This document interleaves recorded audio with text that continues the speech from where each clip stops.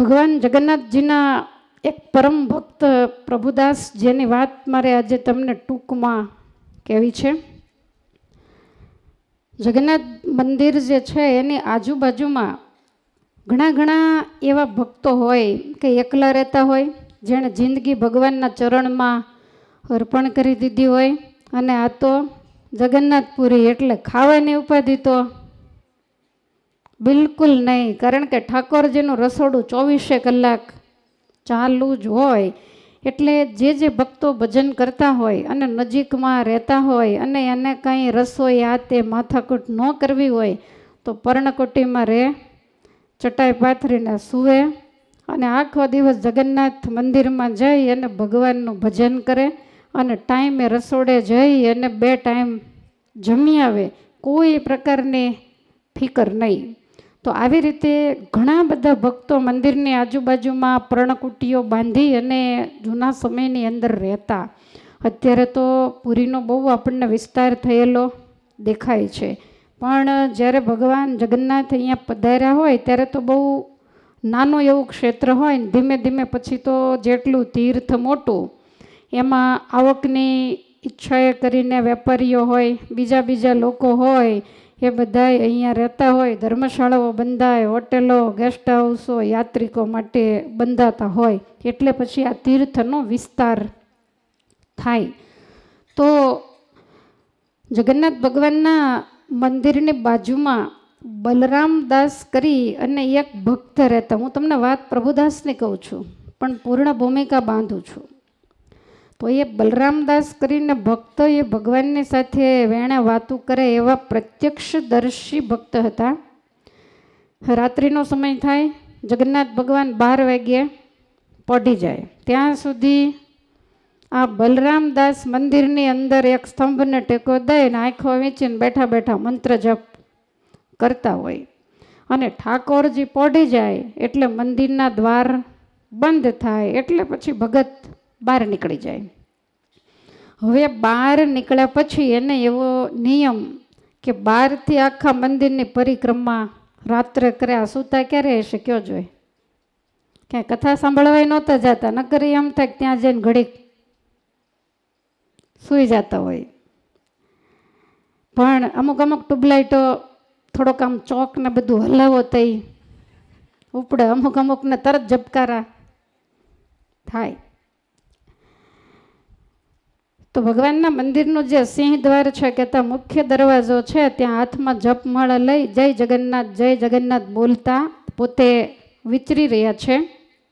મંદિરના દરવાજા બંધ છે, તમામ પૂજારીઓ બધાય પોતપોતાના સ્થાને જતા રહ્યા. દ્વાર બંધ થાય એટલે અમુક એવા ત્યાં રહેનારા હોય, સેવકો હોય, એ બધા અંદર રહેતા હોય ને સૂતા હોય, બાકી બધાનો પ્રવેશ બંધ હોય. તો બલરામદાસ સિંહ દ્વારની સામે જ્યાં આવ્યા તો સિંહ દ્વારમાંથી નાના 7-8 વર્ષના 2 બાળકો બહાર નીકળે, એકદમ ચંચળ, સરસ મજાની પિતાંબરી પહેરેલી અને ખેસ શાલ ઓઢેલી, મસ્તક ઉપર ઘૂંઘરાળા વાંકડિયા, જેને વાળ અને બેય એકબીજાની હાથા જોડી કરેલી. હવે બંને બહાર નીકળ્યા અને ખંભા ઉપર સરસ જનોઈ વગેરે જોયું એટલે એમ થયું કે કોણ હશે. પણ હવે જે હોય તે, ભગવાનના ભક્તો કોઈની પંચાયતો કરતા નથી, એટલે પ્રદક્ષિણા કરતા આમ ગયા તો મંદિરની બાજુમાં એક બીજી કુટિયા ઝૂંપડી હશે, એની અંદર બંને બાળકો ગયા. આ એક પરિક્રમા કરીને પાછા આવ્યા ને તો 2 પાછા એ કુટિયામાંથી બહાર નીકળ્યા. અને જ્યાં બહાર નીકળ્યા વિચાર કરે કે અડધી રાતે આટલા નાના બાળકો અને ક્યાં જતા હશે, અને કોઈને બીક હોય એવું પણ લાગતું નથી. કાંઈ વિચારે ન વિચારે, ત્યાં તો જે દરવાજો સિંહ દ્વાર છે ત્યાંથી બંધ દરવાજે સીધા અંદર જતા રહ્યા અને એની આંખો સામેથી અદૃશ્ય થઈ ગયા. બલરામદાસે ધ્યાનથી જોયું તો ગયા ત્યારે 2 હાથા જોડી કરીને એમને ગયેલા, અને જ્યારે વળતા આવ્યા ત્યારે 2 પાન બીડા ચાવતા હતા અને બેયના હોઠ એ પાનના તંબોળે કરી અને લાલ થઈ ગયેલા. બલરામદાસ વિચાર કરે કે હવે જે હોય તે. દિવસ પૂર્ણ થયો. વળી બીજે દિવસે સાંજે દરવાજા બંધ થયા 12 વાગ્યે અને નિયમ પ્રમાણે બલરામદાસ ત્યાં આટા ફેરા મારતા ભગવાનનું ભજન સ્મરણ કરે છે. તો નિયમ પ્રમાણે એ જ ટાઈમે એ જ બંને બાળકો પાછા બહાર નીકળ્યા અને એ જ કુટિયામાં ગયા. વળતા પાન ચાવતા ચાવતા આવીને પાછા અંદર જતા રહ્યા. તો બલરામદાસને મનમાં એમ થયું કે આ 1 દિવસ 2 દિવસ પણ છતાંય ડાયો માણસ ઉતાવળો ન થાય. એણે અઠવાડિયા સુધી જોયું, 8 દિવસ એક જ પોઝિશન. અને પછી એના મનમાં કુતૂહલ થયું કે આ જાણવું તો જોઈએ જ કે આ કોણ છે. એટલે એ બંને બાળકો જ્યારે નીકળે ને ત્યારે એની પાછળ પાછળ કોના ઘરે જાય છે, શું કરવા જાય છે, કોણ છે એ જાણવા માટે બલરામદાસ પાછળ ગયા. તો પાછળ ગયા તો એને ખ્યાલ આવ્યો કે એ તો ભગવાનના ભક્ત પ્રભુદાસનું ઘર હતું. ના, પ્રભુદાસ પાનવાળા, એને પાનની દુકાન હતી. જે કોઈ આવે એને પાન બનાવીને આપે ને એમાંથી જે કાંઈ આવે એનાથી પોતાની આજીવિકા ચલાવે, એનો ધંધો હતો. અને આ પ્રભુદાસ પાનવાળા તરીકે જગન્નાથપુરીમાં ઓળખાતા. પણ એટલા બધા સંતોષી હતા, પોતે એકલા હતા, કોઈ કુટુંબ પરિવાર હતો નહીં. નાની એવી ઝૂંપડી બાંધી અને પાન ચૂનો આતે ચોપડીને અંદર મસાલા નાખીને પાન વળી આપે અને એમાંથી આખા દિવસનું ખાઈ એટલું આવી જાય, પછી દુકાન બંધ કરી દે અને પછી જગન્નાથ ભગવાનના મંદિરે જઈને શાંતિથી બેસે અને ભગવાનની જે કોઈ સેવા વગેરે હોય તો પોતે કરે. અને જ્યારે આ પ્રભુદાસ દર્શન કરતા તો એવું કહેવાય છે કે એક પણ દિવસ એવો ન હોય કે એને દર્શન કરતાં કરતાં આંખમાંથી આંસુડાની ધાર ન થઈ હોય. કાયમને માટે મંદિરમાં રહેતા હોય તો પ્રભુદાસ વિચાર કરે કે ઠાકોરજીને દિવસમાં 8 વખત જુદા જુદા પ્રકારના 56 ભોગ આવે છે. કેટલું બધું ભગવાન જમે. પણ હવે મારે તો કાંઈ એવું જમાડવાનો વેત છે નહીં. મારું ગુજરાન માંડ માંડ ચાલે છે. ક્યારેક ક્યારેક તો મારે અહીંયા આવીને પ્રસાદ લઈને દિવસ પૂરો કરવો પડે છે. તો બીજું તો બધું ઠીક છે, પણ મારે પાનનો ધંધો છે. તો મને એમ થાય કે જગન્નાથ ભગવાનને આટલો બધો ભોગ લાગે તો ગ્રસ્તના ઘરમાં મુખવાસનો રિવાજ હોય. પહેલાં નહીં હોય પણ હવે છે. તો આ જગન્નાથ મંદિરમાં ભગવાનને કોઈ વાતની ખામી નહીં. ભોગ એટલા લાગે, સેવા એટલી સારી થાય, મહાપૂજાઓ થાય, અભિષેક થાય, શૃંગાર એવા અલગ અલગ થાય, પણ ઠાકોરજીને પાન સોપારી જમ્યા પછી અપાતા નથી. કારણ કે મંદિરની અંદર આ પ્રથા જ નહોતી. એકવાર પ્રભુદાસે જઈને પૂજારીને કીધું કે ઠાકોરજી આટલા બધા ભોગ જમે છે તો જમ્યા પછી જરાક મીઠું મોઢું થાય એના માટે ઠાકોરજીને પાન, સુપારી, મુખવાસ આવું કંઈક જમાડતા હો તો. પૂજારી કહે તમારું કામ તમે કરો, અમારે તો જે પરંપરા છે એ પ્રમાણે થશે. વળી થોડાક દિવસ થાય, ભગવાનને પ્રાર્થના કરીને પૂછે કે હે પ્રભુ, તમને પાન ખાવાની ઈચ્છા નથી થતી? તો ભગવાન કાંઈ બોલે નહીં. પણ પ્રભુદાસને મનમાં એમ થાય કે ઠાકોરજીને મારે પાન તો જમાડવું. અને જૂની પરંપરા હોય તે દી નહીં હોય, અત્યારે છે તો ભગવાનને પાન બીડી જમાડવામાં કાંઈ વાંધો નહીં. એટલે પૂજારી પાસે જઈને કહે છે કે પાન ઠાકોરજીને રોજ હું આપીશ, જો તમે જમાડો તો સારું. ત્યારે પૂજારી કે રિવાજ નથી. પ્રભુદાસ કે પણ નવો રિવાજ ચાલુ કરો તો એમાં વાંધો શું છે? પણ છતાંય પૂજારીએ ઘસીને ના પાડી દીધી. અને પછી બલરામદાસ એવું કરે કે મંદિરે જાય, ભોગ પાછો વળે એટલે આંખો મીચી અને માનસી પૂજામાં ભગવાનને મોઢામાં પાન બીડા આપે. અને એને એવો અહેસાસ થાય કે ભગવાન પાન ચાવે છે. હવે એક દિવસ બલરામદાસ મંદિરના આંગણામાં પ્રભુદાસને મળ્યા. એટલે બલરામદાસે તરત પૂછ્યું કે પ્રભુદાસ, તમે રાતે કેટલા વાગ્યા સુધી જાગો? ત્યારે પ્રભુદાસ કે 1 જ તો વાગી જાય, પછી હું શું દુકાન બંધ કરીને. તે તમારે તો આવક બહુ સારી. ના ના, એવું આવકનું તો કાંઈ નથી. આમ તો બધાય પાન લેવા માટે દિવસે જ આવે, પણ રાત્રે મારી દુકાને 2 બાળકો આવે છે અને આવીને મારી પાસે પાન માગે. એટલે એ પાન લઈને જાય એટલે હું તરત પછી દુકાન બંધ કરીને સૂઈ જાઉં છું. ત્યારે બલરામદાસ કહે છે કે પ્રભુદાસ, હું કેટલાય દિવસથી આ વસ્તુ જોઈ રહ્યો છું કે તમારે ત્યાં આવે છે, વળતા બે પાન ચાવતા ચાવતા નીકળે, તો એ તમારે કાંઈ સગા થાય છે? આ કહે છે ગૌ સગા તો નથી થતા, એ બાળકો કોણ છે એની મને નથી ખબર, તો તમને પાનના પૈસા કેટલા આપે છે?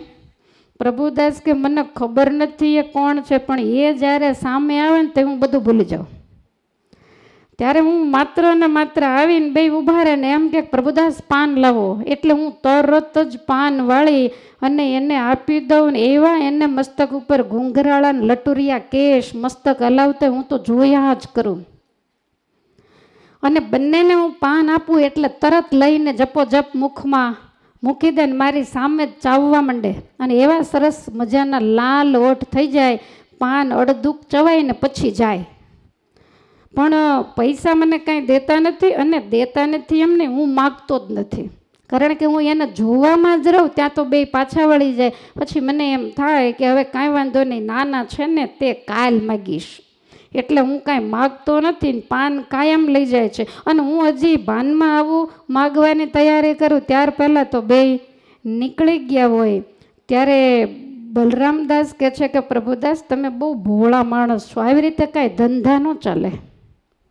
કોઈ પણ વ્યક્તિ ધંધો કરતો હોય તો એના માટે જેમ આવે એમ બધું મફતમાં દઈને દાતારી તમે દાન કરો એ બહુ સારી વાત છે, પણ હિસાબ કિતાબ તો પાક્કો હોવો જ જોઈએ. મહારાજ કે આવક જાવકનું રૂડા અક્ષરે નામું લખવું.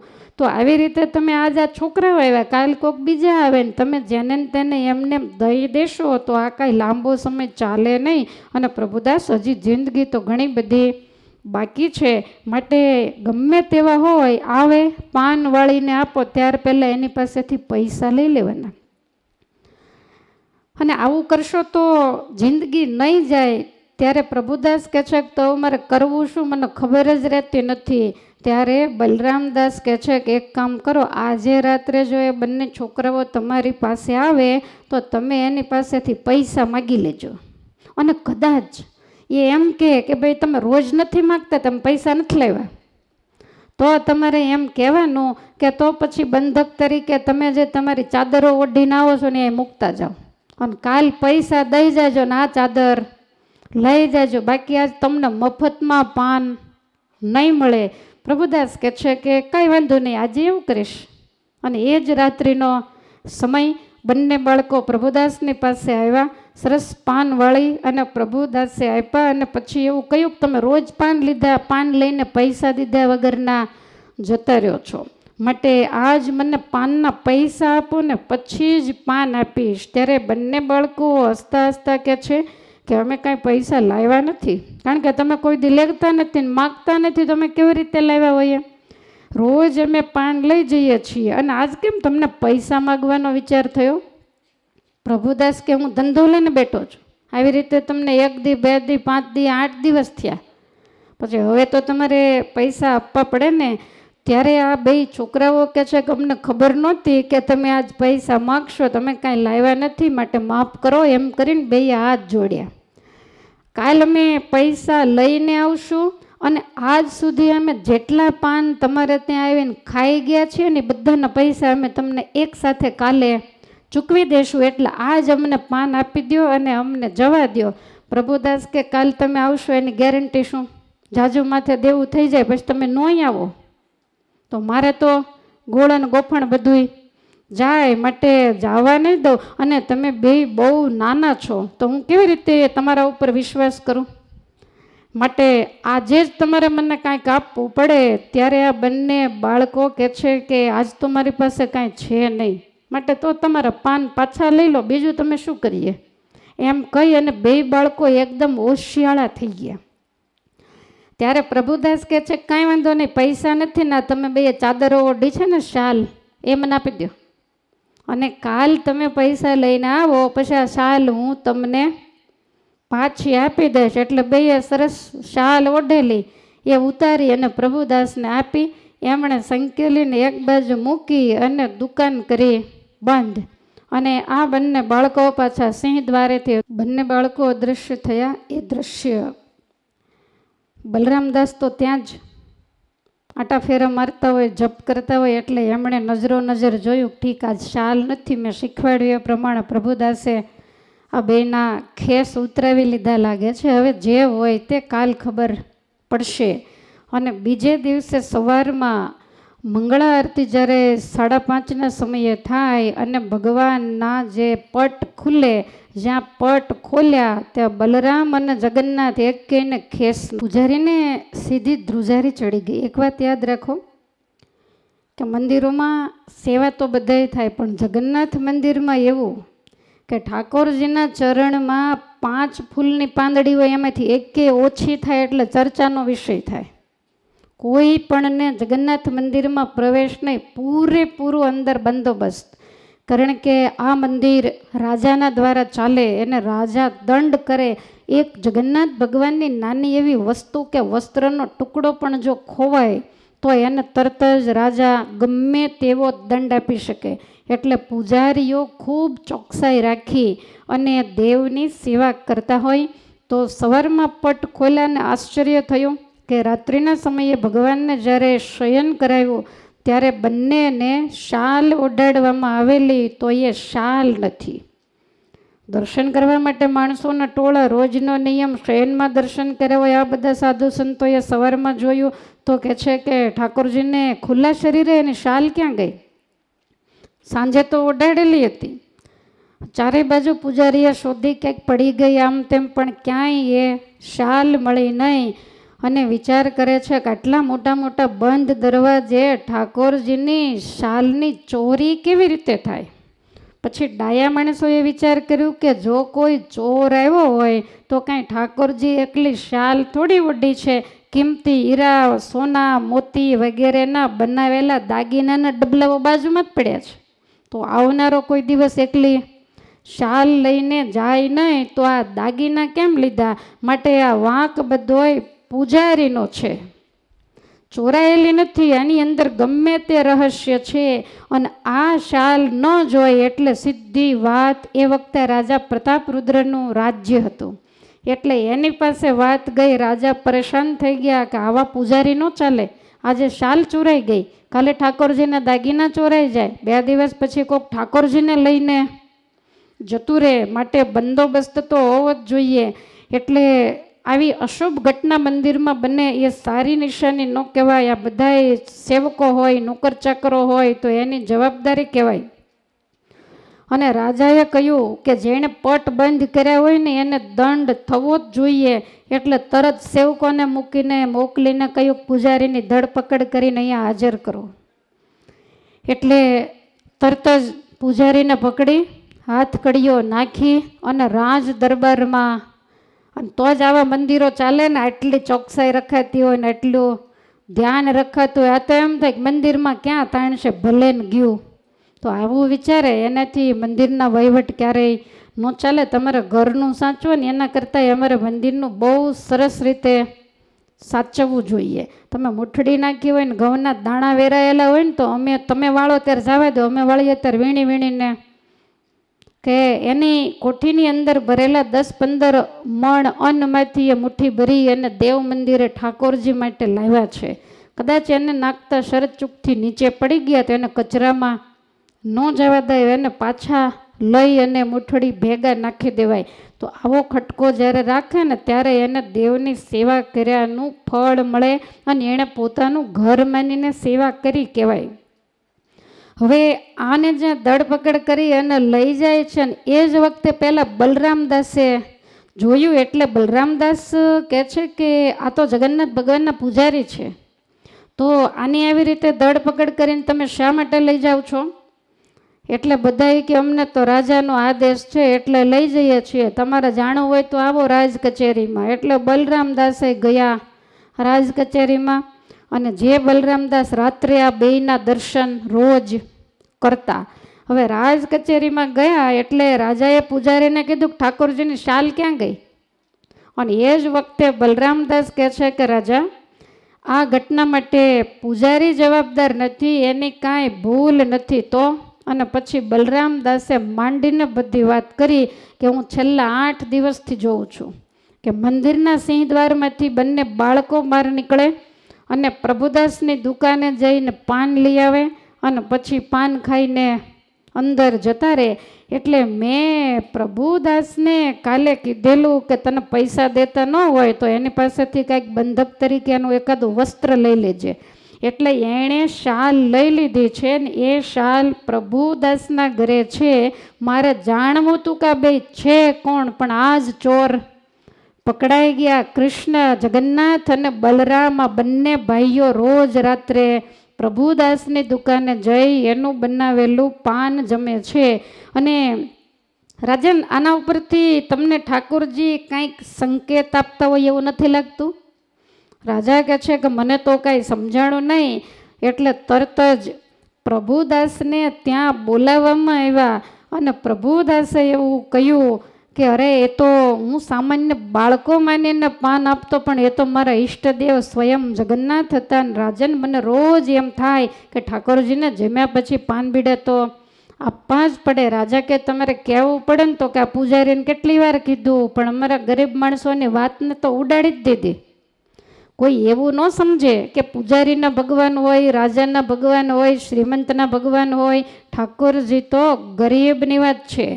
અને એટલા માટે ઠાકોરજીને પાન ખાવાની ઈચ્છા છે. મને ખબર નહીં અને મેં એ શાલ લઈ લીધેલી.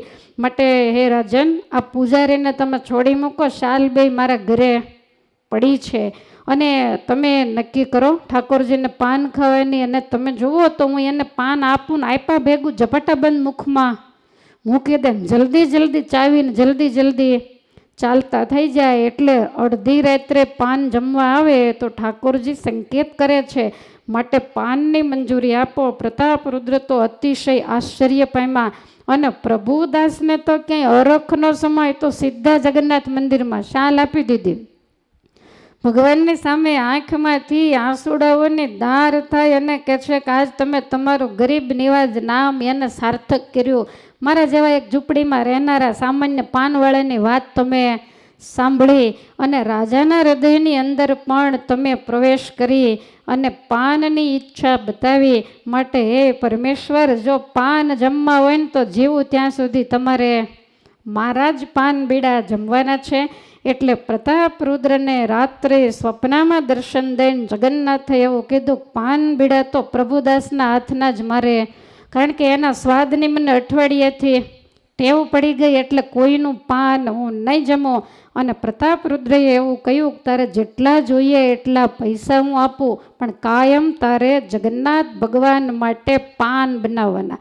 અને ત્યાર પછી કાયમ પાન બીડાની અત્યારે 8 વખત ભોગ લાગે તો 8 વખત પાન બીડાની પાનદાની ઠાકોરજીની પાસે જાય. અને તમે જુઓ ને ભગવાનના ઓઠ કેવા લાલ ચોળ છે, એમ થાય 24 કલાક પાન બીડા ચાવતા હોય. પાન ચાવે, વળી પાછા આડે પડખે થયા ન થયા ત્યાં ભોગ આવે. દિવસમાં 8 ભોગ આવે અને વળી પાછા જળના અબખોરા પી ગંગા જમના રોહિણી કુંડના વળી પાછા પાન ચાવે. કોક ભગતની સામું જોયું ન જોયું ત્યાં વળી પાછો ભોગ આવે. આપણે 3 વખત જમીએ તોય નવરા નથી પડતા, 8 વખત ઠાકોરજી ભોગ આરોગે છે. તો આ પાનની સેવા છે એ પ્રભુદાસને આપી. અને એવું કહેવાય છે કે એના જે ઇતર કુટુંબીજનો, પોતાના વારસદારો તો નહોતા પણ એના જે બીજા કુટુંબીજનો હતા, તો એને પોતે ધામમાં જતી વખતે ભલામણ કરીને ગયેલા પાન બીડા તો ઠાકોરજીને આપણા જ કુળના ચડવા જોઈએ. એટલે એવું કહેવાય છે કે આજ પણ પ્રભુદાસના પરિવારના જે સભ્યો છે એના તરફથી જગન્નાથ ભગવાનને પાનની સેવા થઈ રહી છે. તો આવા ભગવાન ભક્તવત્સલ છે. લાખો રૂપિયાના વસ્ત્ર અલંકારો અનેક પ્રકારના ભોગ જમે તો એ ભગવાનને પાન બીડા ન મળે? પણ ભગવાન ભક્તની ભક્તિને આવા આધીન છે. અને એટલા માટે જગન્નાથ ભગવાનને કળિયુગના બોલતા ચાલતા દેવ કહેવાય છે. કેટલા બધા એવા ભક્તો થયા. આપણે એક એક ભક્તની વાતને રોજ રોજ જરૂરથી સાંભળશું. તો આવા ભગવાન આ નીલાંચલ પ્રાંતની અંદર બિરાજે છે. એના ચરણારવિંદમાં આવીને આજે આપણે બેઠા છીએ. તો આપણે એવી આશા રાખીએ કે આપણી પાસેથી પણ કાંઈક ઠાકોરજી માગીને સ્વીકારે, પણ એની સામે પ્રભુદાસના જેવી ભક્તિ જોઈએ. બલરામદાસ કેટલા ભાગ્યશાળી, જેને રોજ ઠાકોરજીના પ્રત્યક્ષ દર્શન થાય, અને જ્યારે નીકળે ત્યાર પાછા બે આમ એની સામે જરાક જોતા જાય તો ઠાકોરજીની તો આંખો જ એવી, એની નજર એવી કે એક વખત જેના ઉપર એની નજર પડી એ વ્યક્તિ પછી એના સિવાય બીજા કોઈને દેખે જ નહીં. તો એવા ભગવાન આ નીલાંચલ ધામની અંદર બિરાજે છે.